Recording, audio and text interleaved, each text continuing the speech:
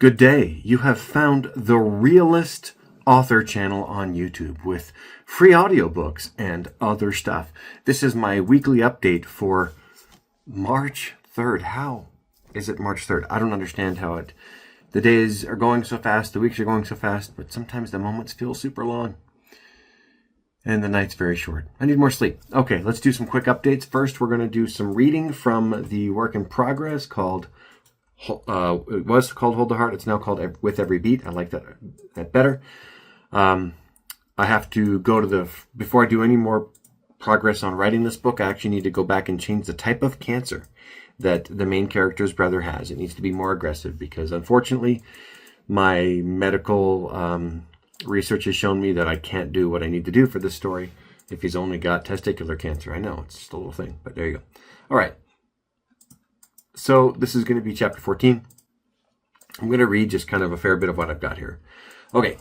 Angie's had a rough time. She just walked out on a date because she was kind of not feeling great, as well as he said a really stupid thing. So here we are. Angie saw the time and sighed, letting her head drop to rest on the back of her couch. She closed her eyes and pinched the bridge of her nose. What was she even doing? Wasting an entire Saturday by doom reading her first 2 books. Okay, not both of them. She'd gotten 5 chapters into her first book and closed the document in disgust. With a title like Of Leaps into Magic and Stardust, there was no real way her first attempt at a full book was going to be any good. And at turns overwritten and so sparse in description, that thing would never be seen by any other human, or alien for that matter. What a dumb title.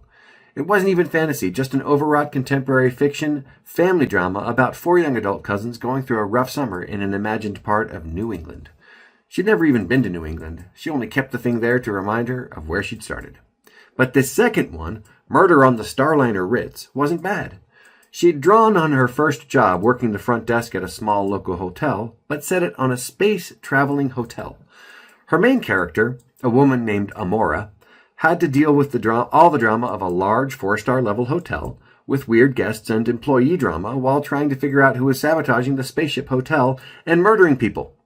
She chuckled at her own audacity. She'd decided to mash up an Agatha Christie-style murder mystery with a noir setting, but in a place that looked a lot like something from The Expanse, and it sort of worked. It might not be the worst idea to go back and do a deep revision of this one and maybe send it around to agents. All right, so actually that second one is one of the projects I thought about years and years ago and haven't really ever developed, but I'll do it sometime, probably if I have time. I'll get the time one of these days. I'm young yet. Okay, so here's the update on things. I didn't get to 40,000 words or 45,000 words, whatever my goal is. It's terrible.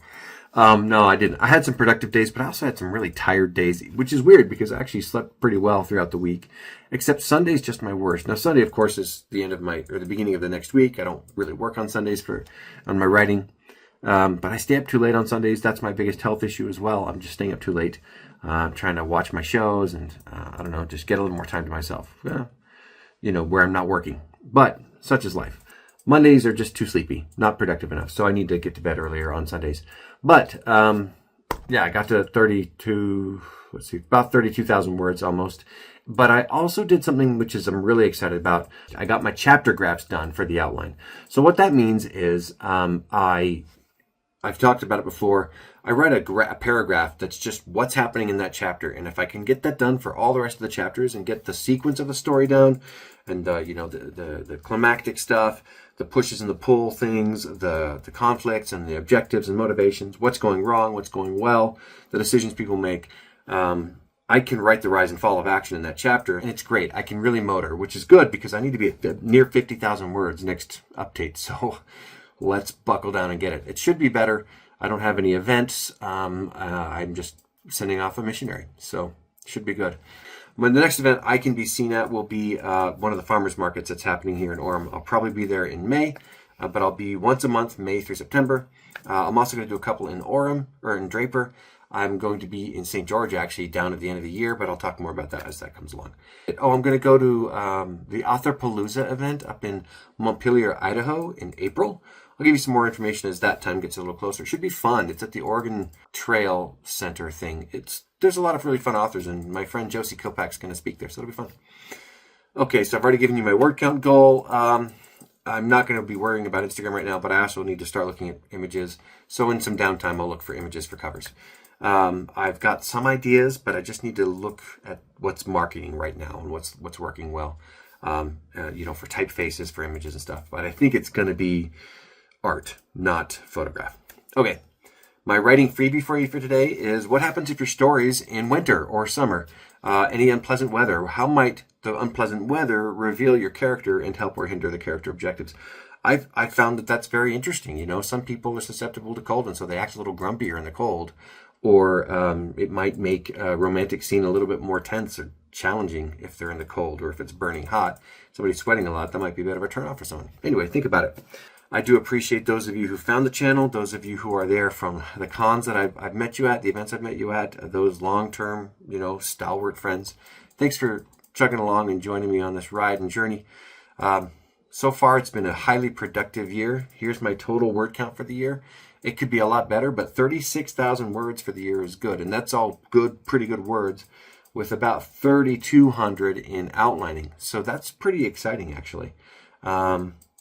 I also did write every working day in February, except for one, the 3rd, February 3rd. So far, so good in March, the 1st and the 3rd. If there's anything you want me to talk about, any questions you might have, feel free to comment below. Please do share this video or any other interesting or useful video that you're finding. And if you're finding these videos useful or motivating, please do subscribe, like, all that good stuff, and comment. I want to motivate you with one quick thing, and that is this. Creativity. We are all creative beings, even if we don't like to draw or make music or write or do what we typically see as a creative thing. Creation happens in nurturing kids. It happens in finding new ways to, pave a road or to make connections between you and your office mates. Creation happens all over the place. And so I hope that you are finding what's core to you, what's deep inside of you that is a need for creation, and that you are developing that need for creation. You will be happier as you develop that need for creation. And I hope that you'll continue to just try to expand and spread your wings. We do not need to conquer the world all in one day. We don't need to conquer all of our bad habits in one day. Let's just do it one thing at a time. And in the meantime, let's just take steps together, shall we? Until next time, keep reading and keep being creative.